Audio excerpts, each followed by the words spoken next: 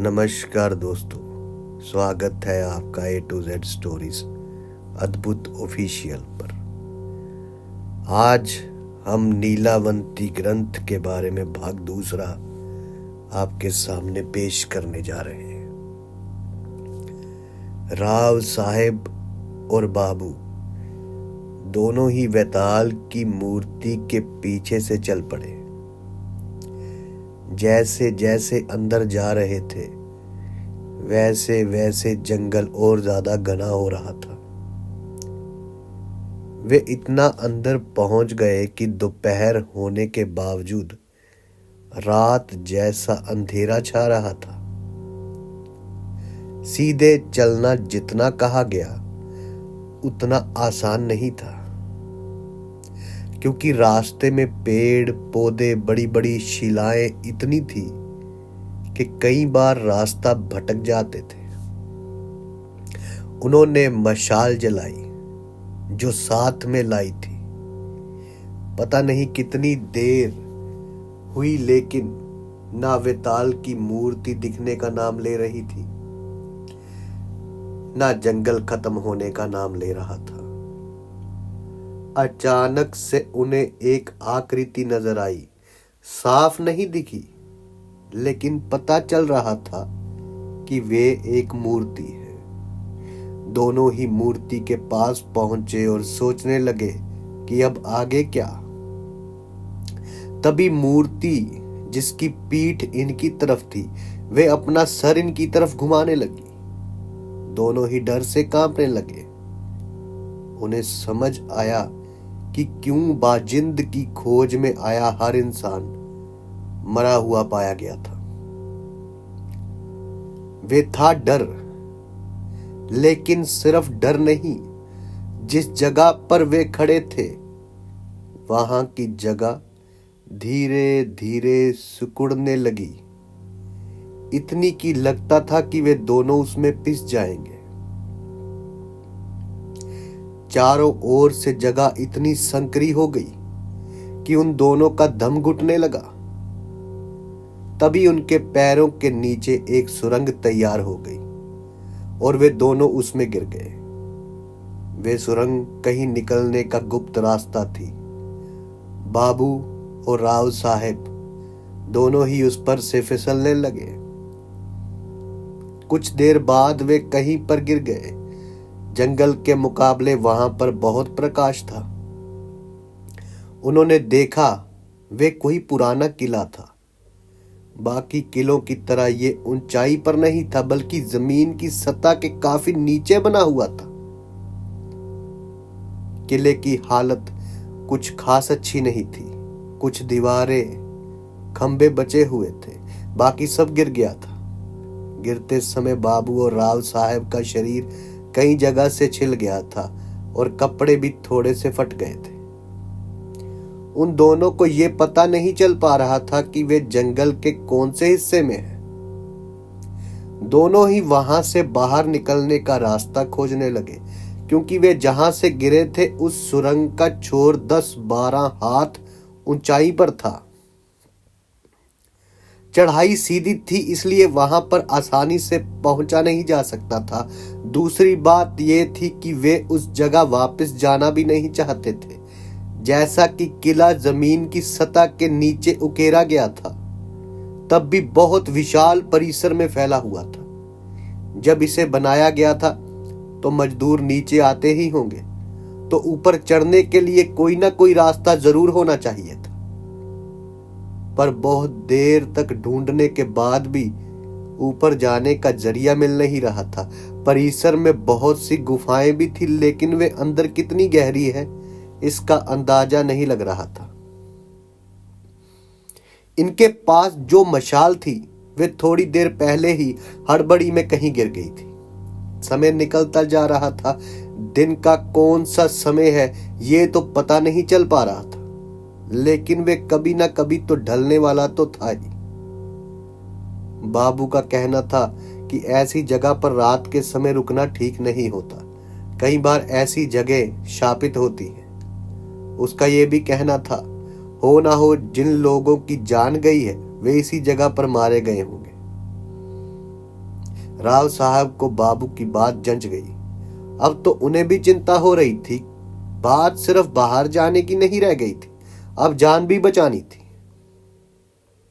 वहां पर 22 गुफाएं थी, मगर किसी भी गुफा में प्रकाश नहीं था जिससे अंदर जाकर रास्ते की खोज की जा सके। मांत्रिक को एक चकमक पत्थर दिखाई दिया तो उसने आग जलाकर मशाल बनाने की सोची। बहुत देर कोशिश करने के बाद आखिरकार आग जल गई थी, पर दिन ढल चुका था। अंधेरा धीरे धीरे और घना हो रहा था। उनके पास ज्यादा समय नहीं था। पहली गुफा के अंदर मशाल देकर दोनों दाखिल हो गए। लगता था कि गुफा बहुत दूर तक फैली हुई थी, क्योंकि मशाल का प्रकाश ज्यादा दूर तक पहुंच ही नहीं पा रहा था। वे जितना भी आगे जाते उतनी गुफा और दिखाई देने लगती थी। दिन भर जंगल में चलने के कारण पहले ही दोनों के पैरों ने जवाब दिया था। ऊपर से वे उस सुरंग से भी गिरते थे जिससे भी चोट पहुंची थी। गिरने से उनको चोट पहुंची थी। पेट में कौए हल मचा रहे थे। और ऐसे में यदि एक एक गुफा इतनी बड़ी हो तो क्या कर सकते थे। मशाल आदि खत्म हो गई। तभी बाबू ने कहा कि हम और आगे नहीं जा सकते, क्योंकि फिर वापस जाने के लिए प्रकाश नहीं बचेगा। अगर इसी गुफा में फंसे रहे तो दिन निकलने पर भी प्रकाश नहीं आएगा और दिशा का पता ना चलने के कारण गुफा के अंदर ही फंस जाएंगे। तो राव साहब का कहना था कि पता नहीं हमारा ये निर्णय गलत निकल जाए, तो हो सकता है कि बाहर जाने का रास्ता इसी गुफा में से निकले। समस्या दोनों ओर से थी और वे दोनों ही दुविधा में पड़ गए। दोनों को एक दूसरे के मत सही लग रहे थे। निर्णय लेने के लिए वक्त नहीं था, नहीं तो मशाल वहीं पर बुझ सकती थी। वे गुफा के बहुत अंदर तक आए थे। बाबू ने कहा कि राव साहब की बात ठीक है, लेकिन हम पहले बाहर जाते हैं और बहुत सारी मशालें बनाते हैं और दूसरी गुफा से फिर से शुरुआत करेंगे। यदि बाकी गुफाओं में रास्ता नहीं मिला तो फिर से पहली गुफा में जाएंगे। इससे हमारे बचने के मौके बढ़ जाएंगे। राव साहब ने बात मान ली। दोनों गुफा से बाहर आ गए। बाबू की बात बिल्कुल सही थी, क्योंकि गुफा के दरवाजे तक पहुंचते ही मशाल बुझ गई थी। रात को क्योंकि तारे नजर आ रहे थे, तो बाबू जो रात को खजाने निकालने के लिए जाते समय तारों से ही समय का अंदाजा लगाया करता था। वे समझ गया कि आधी रात बीत चुकी है। अब खतरा पहले से ज्यादा बढ़ चुका था, क्योंकि रात का यही वे समय था जिसमें सभी अनहोनी घटनाएं हुआ करती हैं। साधनों की कमी की वजह से मशालें बनाने में बहुत समय लग रहा था। वैसी परिस्थिति में भी बाबू ने 5 मशालें बना ली थी, लेकिन उन्हें यकीन नहीं हो रहा था कि इतनी मशालें एक गुफा के लिए भी काफी होंगी। बाबू भी थक गया था। उसका मन तो कह रहा था कि रास्ता खोजना जरूरी है, लेकिन तन जो था वो साथ नहीं दे रहा था। उसे विश्राम की सख्त जरूरत थी। राव साहब की स्थिति भी इससे अलग नहीं थी। दोनों ने सुबह होने का इंतजार करने का फैसला किया और बाहर ठंड लग रही थी, इसलिए उस गुफा के अंदर सोने चले गए जिसमें वे पहले जा चुके थे। वे ज्यादा अंदर नहीं गए थे, दोनों लेट गए। भूख और थकान के मारे उनका बुरा हाल था। लेटते ही दोनों की आंख लग गई। तभी राव साहब को कहीं से पायल की आवाज सुनाई दी। पहले उसने सोचा कि ये उसका वहम होगा। कभी कभी थकान की वजह से भी दिमाग भ्रम पैदा करने लग जाता है। फिर से वैसी ही आवाज। अब की बार बाबू की भी आंखें खुल गई और वे उठकर बैठ गया। राव साहब को पहले से उठा देखकर बाबू जान गया कि उस अकेले को वे आवाज नहीं सुनाई दी। फिर से पायल की आवाज आई, इस बार ज्यादा तेज। दोनों को डर तो बहुत ज्यादा लग रहा था, लेकिन उसका सामना करने के अलावा उन दोनों के बाद अब उन दोनों के पास कोई और रास्ता भी नहीं था। एक दूसरे का हाथ थामे हुए दोनों गुफा से बाहर निकले और देखने लगे कि आवाज कहां से आ रही है। थोड़ी देर बाद फिर से आवाज आई। वे किसी गुफा से आ रही थी, पर कौन सी ये पता नहीं चल रहा था। बाबू ने मशाल जलाई और वे दोनों हर एक गुफा के मुंह पर जाकर सुनते ही आवाज कहां से आ रही है। सभी गुफाओं के मुंह एक दूसरे से सटे हुए थे। वे जैसे ही 13वीं गुफा के पास पहुंचे, आवाज ज्यादा ही तेज हो गई। वे दबे पांव गुफा के अंदर जाने लगे। डर अब हद से ज्यादा बढ़ने लगा था। बाबू का पहले का डरपोक स्वभाव फिर से उभर गया और उसके पांव थर थर कांपने लगे। वह गुफा के काफी अंदर चले गए थे, लेकिन जितना वे आगे जाते थे आवाज उतनी ही अंदर से आती हुई लगती थी। तभी बहुत दूर कहीं एक टिमटिमाती रोशनी दिखी, बिल्कुल बाबू के हाथ की मशाल जैसी। वे धीरे धीरे उस ओर बढ़ने लगे। वे रोशनी गुफा के अंदर बनी और एक गुफा से आ रही थी। वे उस छोटी गुफा के मुहाने तक पहुंच गए और जैसे ही अंदर का दृश्य देखा तो दंग रह गए। एक किशोर वयीन लड़का जिसके हाथ में एक लाठी थी जिसमें घुंघरू बांधे हुए थे, वे अपनी लाठी जमीन पर मार रहा था। उससे पायल जैसी आवाज निकल रही थी। उसके आसपास जंगल के हर एक जानवर का एक एक प्रतिनिधि उपस्थित था, जैसे उन सब की सभा हो रही हो और वे लड़का उनका नेतृत्व कर रहा हो। वे लड़का प्रत्येक जानवर से बात कर रहा था। बाबू और राव साहब समझ गए कि ये वही है जिसकी तलाश वे कर रहे थे, बाजिंद।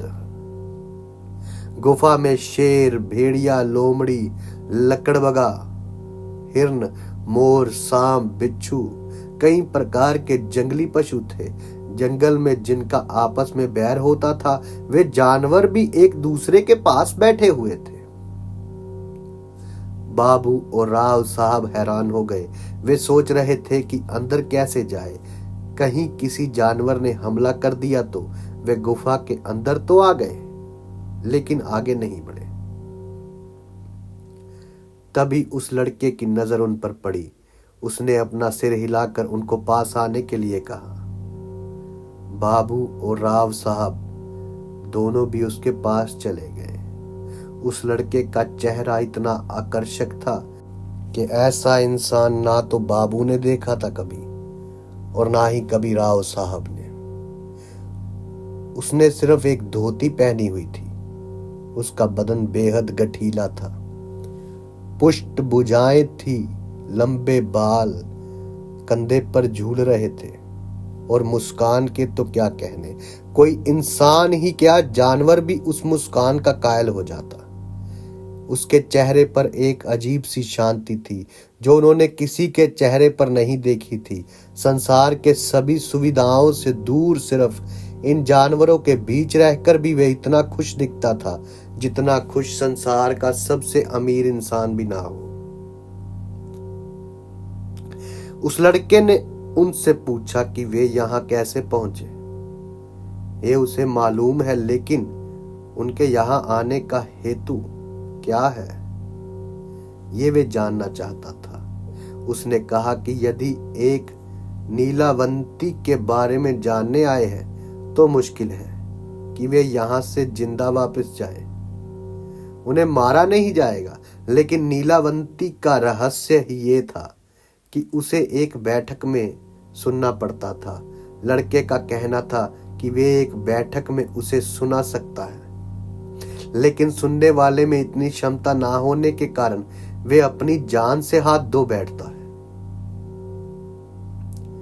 तब राव साहब ने कहा कि उन्हें नीलावंती के बारे में सिर्फ इतना जानना है कि उनके किसी पुरखे ने लिखी किताब का उससे क्या संबंध है। उनकी जानवरों की भाषा समझने में कोई रुचि नहीं है और अपने खानदानी खजाने, बाबू से मुलाकात और उस गुफा तक पहुंचने की पूरी कहानी बताई। तब लड़के ने कहा, मेरा कोई नाम नहीं है। मैंने यहाँ आने वाले लोगों के मुंह से ही सुना है कि लोग मुझे बाजिंद के नाम से जानते हैं। लोग समझते हैं कि मैं जानवरों की भाषा जानता हूँ।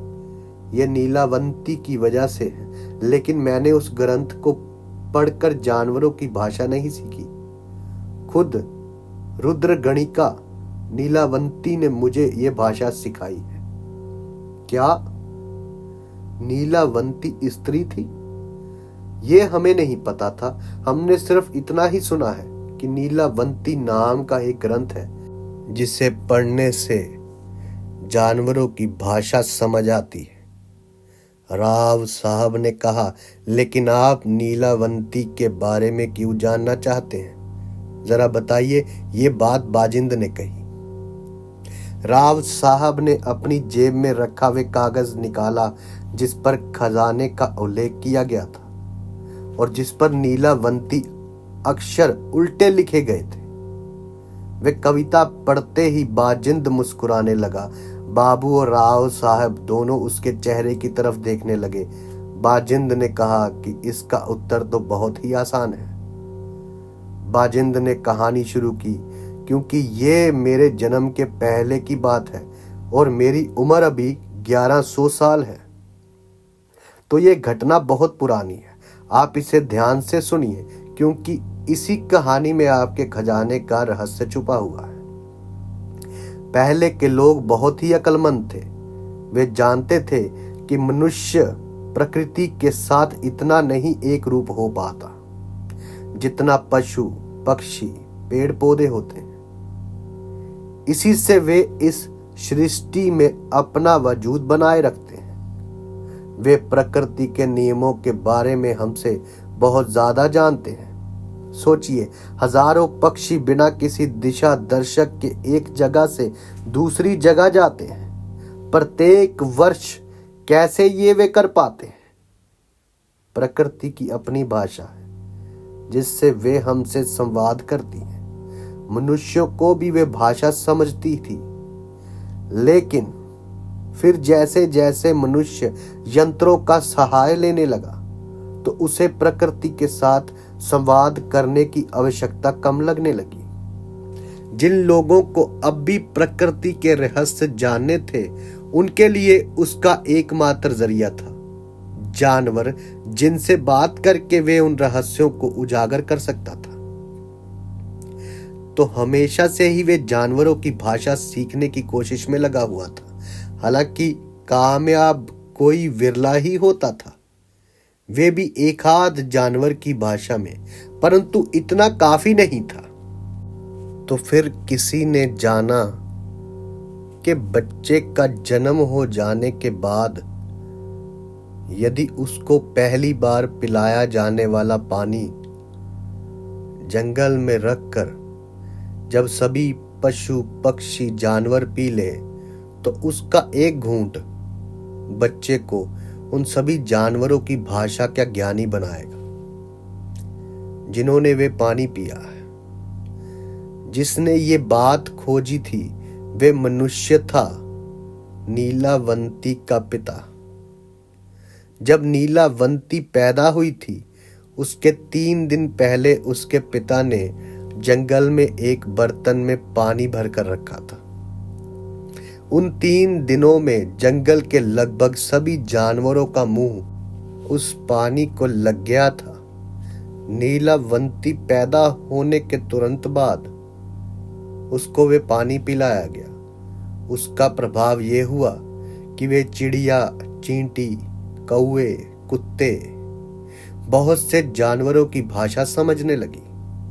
वे जानवरों की भाषा समझती थी तो उनको उन्हीं की भाषा में उत्तर देती थी। लेकिन जब गांव के लोगों ने ये सुना कि छोटी सी लड़की के मुंह से इंसानी भाषा से पहले जानवरों की आवाजें निकल रही है, तो उन्होंने उसके पिता से कहा कि ये लड़की शापित है, इससे गांव पर कोई संकट आ सकता है, तुम इसे जिंदा नहीं रख सकते। नीलावंती के पिता ने गांव वालों को समझाया कि ये सिर्फ उसके किए हुए प्रयोग का नतीजा है। पर किसी ने उसकी एक न सुनी। पंचायत बिठाई गई और सभी ने एक मत से निर्णय किया कि ऐसी लड़की जो जानवरों की आवाजें निकालती हो, उसे जीने का कोई अधिकार नहीं है। हो सकता है उसके माध्यम से जंगली शवापद, सांप, बिच्छू गांव में घुसे और हमारे बच्चों और प्रियजनों को नुकसान पहुंचाए। उससे पहले कि यदि इस लड़की को मार दिया जाए तो उसकी नौबत ही नहीं आ पाएगी। नीलावंती के पिता ने यह प्रयोग इसलिए किया था कि उसे पशुओं की अद्भुत दुनिया का रहस्य समझने थे, कि कैसे भूकंप, उल्कापात, बाढ़, बारिश का प्रमाण और समय, इसका पता इन जानवरों को पहले ही चल पाता है। यदि इनसे ये बातें जान ली जाए तो हम भी मनुष्य की कितने संकटों से रक्षा कर सकते हैं। जब पंचायत के निर्णय का पता नीलावंती के माता पिता को चला तो उनके पैरों तले जमीन ही खिसक गई। नीलावंती की मां ने कहा कि हमें कैसे भी करके इस लड़की को बचाना चाहिए। जिन पशुओं की भाषा जानने की वजह से इसकी जान खतरे में पड़ गई है, अब वे ही इसकी रक्षा करेंगे। सभी 12 दिन की नीलावंती को लेकर उसके माता पिता जंगल की ओर भागे और उसे लेकर वही रहने लगे।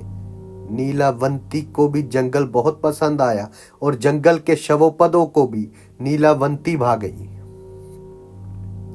सभी जानवर जिनकी नीलावंती भाषा बोलती थी, वे नीलावंती से बहुत प्यार करते थे। जिनकी भाषा नहीं आती थी, उनकी भाषा नीलावंती सहवास से सीख गई।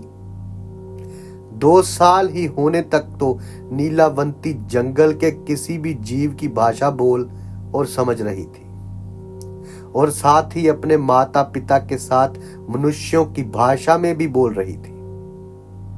उसके पिता का जो सपना था वे साकार हो चुका था।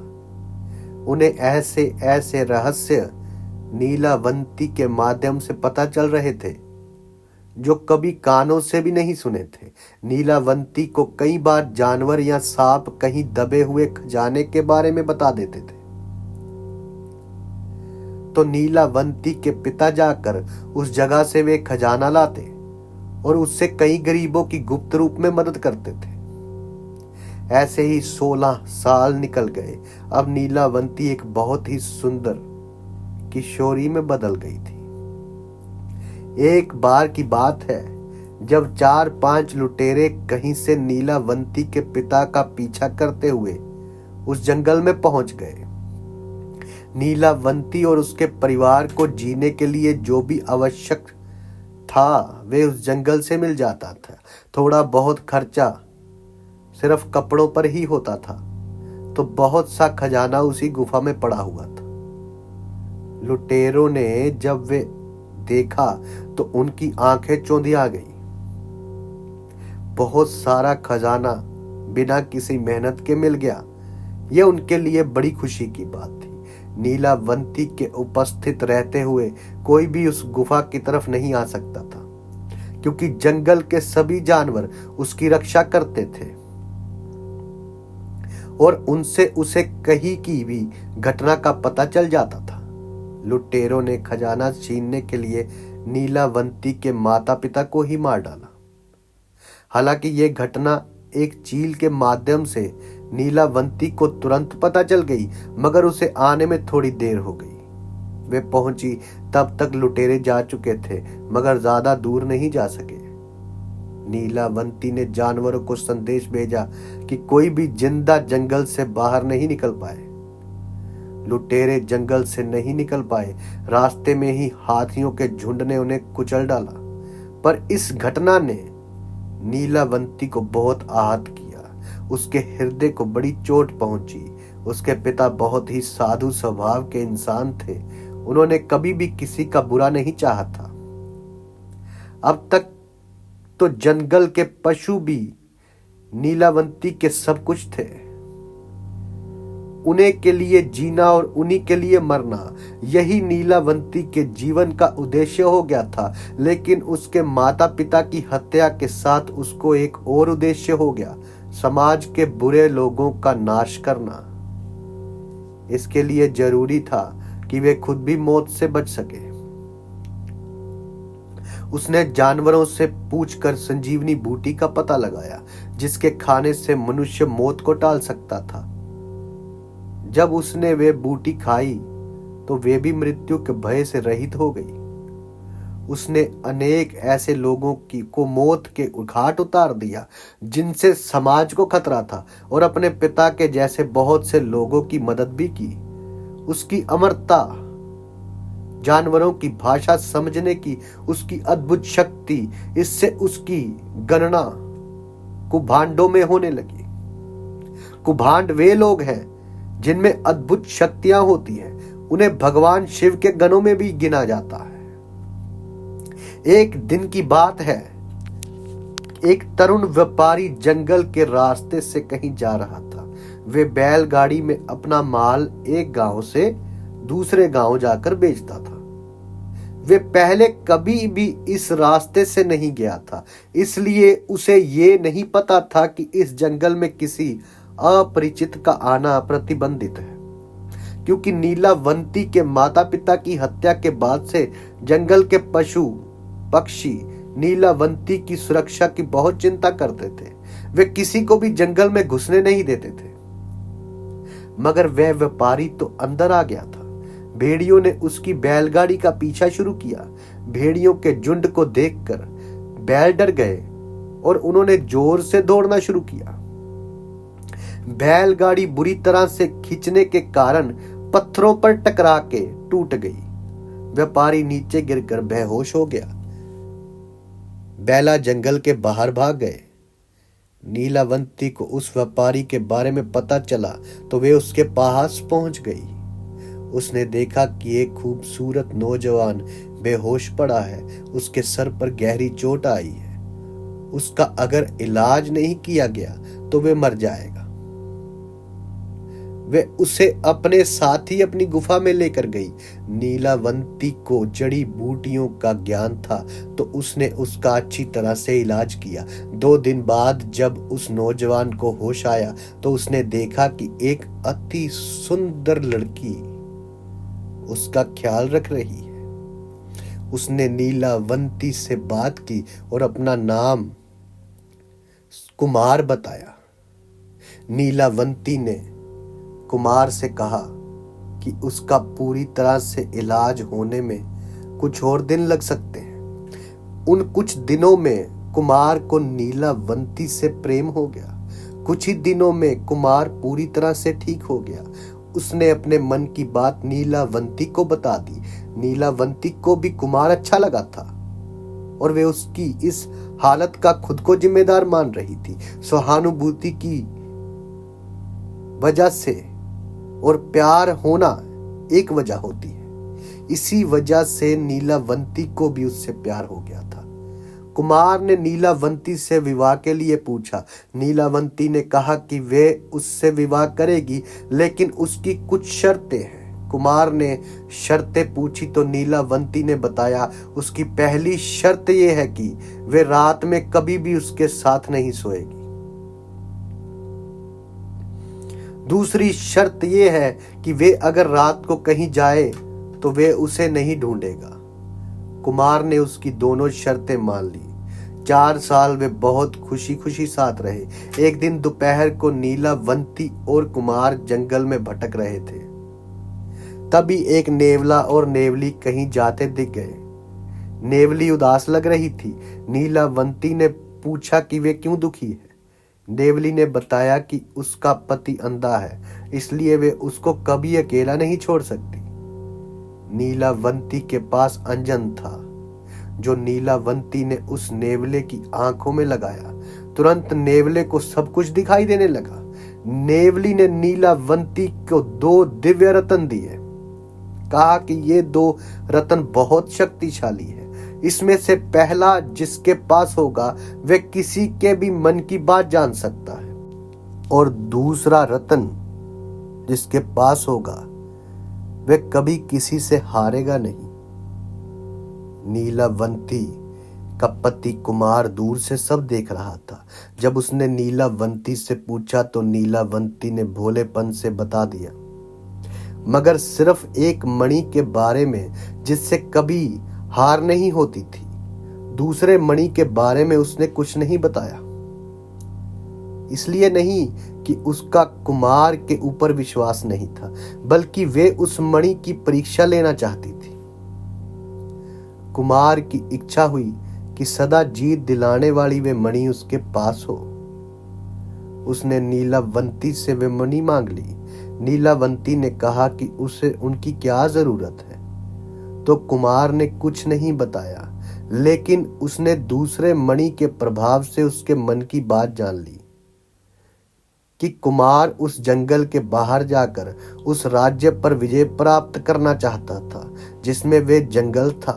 वे मणि उसके पास होने से ये बहुत आसान हो जाता। नीलावंती को उसके विचार जानकर आश्चर्य हुआ, लेकिन उसने कुमार को ये पता नहीं चलने दिया। एक रात जब नीलावंती और कुमार, जो शर्तों की वजह से अलग अलग सोए हुए, तब कुमार को दूर से भेड़ियों के चिल्लाने की आवाज आई। वह नीलावंती को बता रहा था कि उसे अब भगवान शिव के गणों में जाकर रहना चाहिए, लेकिन शिव गणों में स्थान पाने के लिए जो चीज आवश्यक है वह एक प्रकार का तावीज है, जिसका पता भेड़िया उसे बताना चाहता था। नीलावंती ने भेड़िए का संदेश सुना तो तुरंत वे नदी की तरफ निकल पड़ी। नीलावंती जाने के थोड़ी देर बाद कुमार भी उसके पीछे निकल पड़ा। नीलावंती जान गई कि कुमार उसका पीछा कर रहा है, लेकिन उसने उसे मना नहीं किया। नदी के किनारे पहुंचने पर भेड़िया नीलावंती से मिला और उसने बताया कि अभी थोड़ी देर बाद एक प्रेत नदी में बहता हुआ आएगा। उसकी कमर में वे तावीज बंधा हुआ है, जिसकी मदद से वे भगवान शिवजी के गणों में शामिल हो सकती थी। नीलावंती नदी के किनारे ही उस प्रेत का इंतजार करती हुई बैठ गई। आधी रात के समय नदी में एक प्रेत बहता हुआ आया। नीलावंती उस प्रेत से वो खींचकर किनारे पर ले आई उसको। कुमार पूरी घटना पेड़ के पीछे छुपकर देख रहा था। नीलावंती की पीठ कुमार की तरफ थी, तो उसे वे क्या कर रही है ये नहीं दिख रहा था। नीलावंती ने प्रेत के कमर में बंधा तावीज देखा। वह बहुत ही विशेष दिख रहा था और खुद से चमक रहा था। नीलावंती तावीज खोलने लगी, लेकिन वे इतनी मजबूती से बंधा था कि छूटने का नाम ही नहीं ले रहा था। नीलावंती ने आसपास देखा कि काटने के लिए कोई चीज मिल जाए, लेकिन पत्थर भी नहीं थे, सिर्फ रेत ही थी। नीलावंती दांत से रस्सी काटने के लिए प्रेत के ऊपर झुक गई। कुमार, जो पीछे से घटना देख रहा था, उसे लगा कि नीलावंती प्रेत खा रही है। वह बहुत डर गया और भागकर गुफा में जाकर बैठ गया, जिससे नीलावंती को कुछ पता ना चले। कुमार को नहीं पता था कि नीलावंती ने उसे उसके पीछे आते हुए देख लिया था। बड़ी मुश्किल से वे तावीज निकालने के बाद नीलावंती उसे लेकर अपनी गुफा में आ गई। कुमार वहीं पर बैठा हुआ था। उसने पूछा कि वे कहाँ गई थी। नीलावंती ने उसे विवाह के वक्त शर्त याद दिलाई, लेकिन कुमार ने कहा कि वे सब जानता है कि वे मुर्दा खाने के लिए गई थी और उसे अब ऐसी औरत से कोई संबंध नहीं रखना है। वे उसे छोड़कर जा रहा है। नीलावंती ने उसे रोका नहीं, पर समझाने की कोशिश की कि वे मुर्दा नहीं खा रही थी, पर कुमार कुछ सुनने की हालत में नहीं था। वह तुरंत वहां से चला गया और नीलावंती को भगवान शिव के गणों में शामिल होने के लिए आवश्यक तावीज तो मिल गया था, लेकिन उसने सोचा कि वह जाने से पहले आज तक उसने जितना ज्ञान इकट्ठा किया है उसकी विरासत ग्रंथ के रूप में पीछे छोड़ना चाहती थी। उसने शुरुआत से सब कुछ लिखा, चींटी की भाषा कैसे समझे, उसके संकेत क्या होते हैं, और बहुत से प्रकार से धीरे धीरे जंगल के सभी जानवरों के बारे में लिखा। उनकी भाषा लिखी। इसमें बहुत समय निकल गया। वे एक बहुत बड़ा ग्रंथ बन गया जिसका कोई नाम नहीं था, ना पढ़ने का कोई क्रम ही था। वे तो बस बहुत सी जानकारी का संकलन था। उसमें आत्माओं से संपर्क बनाने के तरीके भी लिखे थे। अब उसे कोई शिष्य चाहिए था जिससे वे इस ग्रंथ को पढ़ने का तरीका और उसके रहस्य को बता सके, लेकिन इतने महत्वपूर्ण ज्ञान को वे इतनी आसानी से किसी को भी नहीं सौंप सकती थी। वह हर दिन इसी तलाश में होती थी कि कोई ऐसा उसे मिल जाए जिसे यह ज्ञान सीखना तो हो, लेकिन वे इसका गलत इस्तेमाल न करे। एक दिन जब वे जंगल में रोज की तरह घूम रही थी, तब उसे बाजिंद मिल गया जो ये कहानी सुना रहा था। तो बाजिंद किसी कुंवारी मां ने लोक लज्जा के डर से जंगल में छोड़ दिया था। नीलावंती ने बाजिंद को ऐसे पाला जैसे उसकी मां भी नहीं पाल सकती थी। बाजिंद भी बड़े होते होते जानवरों की भाषा और वे सब ज्ञान जो नीलावंती ने उस ग्रंथ में लिखा था वो सीख गया। हालांकि इसके लिए उसे ग्रंथ पढ़ने की आवश्यकता नहीं पड़ी। जब बाजिंद 16 साल का हो गया, जैसे वो अब था, तो नीलावंती, जिसे वे मां कहकर ही पुकारता था, उससे मिलने की कहानी बताई और कहा कि उसे अब उसकी असली जगह पर जाना होगा। उसने मुझे संजीवनी विद्या दी बाजिंद को, जिसमें दीर्घ जीवी हो गया और वो मेरी आयु भी थम गई। पिछले 1000 सालों से मैं 16 वर्ष की अवस्था का ही हूं। इसमें मैं का विवरण हम बाजिंद के लिए यूज कर रहे हैं। संजीवनी विद्या देने के बाद नीलावंती ने किसी मंत्र का उच्चारण किया तो उसे लेने के लिए दूसरे शिवगणी आए। उनके साथ नीलावंती हमेशा के लिए शिवगणों के साथ रहने चली गई। फिर मैं भटकते भटकते इस जंगल में आया और यहीं पर बस गया। तब से मैं यहीं रहता हूँ और इस जंगल की रक्षा करता हूँ। बाजिंद ने कहानी ये वाली पूरी की। लेकिन तुमने हमारे प्रश्न का उत्तर नहीं दिया, बाबू ने कहा। हाँ, मैं बताना तो भूल गया कि तुम्हारे किसी पुरखे ने जो कविता लिखी है उसमें जो सागर तीर्थ का नाम है वे समुद्र के लिए नहीं लिखा गया है। असल में सागर तीर्थ उसी जगह का नाम है जहां नीलावंती पैदा हुई थी। 1000 सालों में उसका नाम जरूर बदला होगा, लेकिन मैं वह जगह जानता हूं क्योंकि मेरी मां ने भी मुझे उसी सागर तीर्थ के जंगल में छोड़ा था। बाजिंद ने यह सब बताया। आज वे जगह किस नाम से जानी जाती है? राव साहब ने पूछा। बाजिंद ने जवाब दिया, आज वे जगह जानी जाती है रामलिंग के जंगल के नाम से। मुझे वे जगह पता है। महाराष्ट्र के मराठवाड़ा प्रांत का बहुत ही प्रसिद्ध तीर्थ स्थल है वे, बाबू ने कहा। बाजिंद ने फिर दोनों को अपनी आंखें बंद करने को कहा और पलक झपकते ही उसी बेताल की मूर्ति के पास छोड़ दिया जहां से बाबू और राव साहब ने जंगल में प्रवेश किया था। बाबू और राव साहब ने आंखें खोली तो सामने वही बेताल की मूर्ति थी जिससे आगे जंगल में रास्ता जाता था। उन्होंने अपने पीछे आवाज सुनी तो वही गडरिया वहां पर भेड़ें चरा रहा था और उनसे कह रहा था, मेरी मानो तो यहां से वापस चले जाओ, यहाँ से कोई जिंदा वापस नहीं आया है।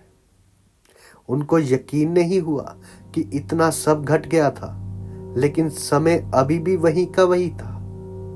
तो ये सत्य था, नीलावंती से समय पर काबू किया जा सकता था, लेकिन नीलावंती कहाँ है ये तो किसी को भी पता नहीं। उसे सिर्फ किस्मत से ढूंढा जा सकता है। नीलावंती उसी को मिलता है जो उसका इस्तेमाल नहीं करना चाहता। अब राव साहब और बाबू को रामलिंग जाकर खजाना ढूंढना था और वे रामलिंग पहुंच गए, लेकिन वहां जाकर उन्हें पता चला कि सालों पहले किसी राजा को यहाँ का खजाना मिल गया। उसी पैसों से यहाँ रामलिंग का मंदिर बना हुआ था। अब क्या किया जाए, सब खत्म हो गया। खजाने की खोज भी और नीलावंती की तलाश भी। खजाने का इस्तेमाल हो चुका था। नीलावंती भी बाजिंद के पास सुरक्षित थी। ये थी उस आखिरी इंसान की कहानी जिसने नीलावंती की खोज की थी, लेकिन नीलावंती आज भी रहस्य बनी हुई है। उसकी खोज करने वाला आज भी उसको ढूंढता रहता है। आपको भी अगर नीलावंती सुननी है तो आपको पता है कि महाबलेश्वर के जंगल में वेताल की मूर्ति के पीछे से रास्ता मिल जाएगा। लेकिन क्या आप वहां सच में जाना चाहते हैं? आप सबका धन्यवाद। साधु संत फकीरों रहबरों की सदा ही जय जयकार। जल्दी मिलते हैं एक नई कहानी के साथ। धन्यवाद दोस्तों।